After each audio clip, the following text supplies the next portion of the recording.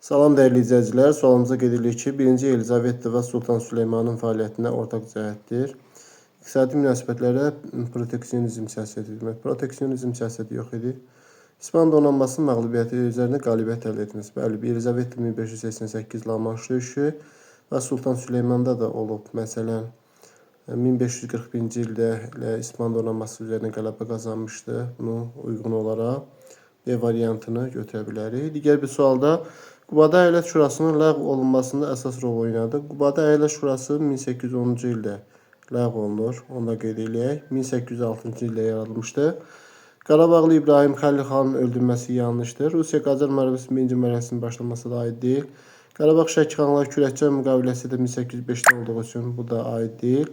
Quvalı Şeyx Əli xanın Rusiya milli siyasət yürütməsi də olmaz. Rusiya qarşı mübarizə, yəni burada uyğun cavab olacaqdır. Deməli, burada uyğun cavab olur.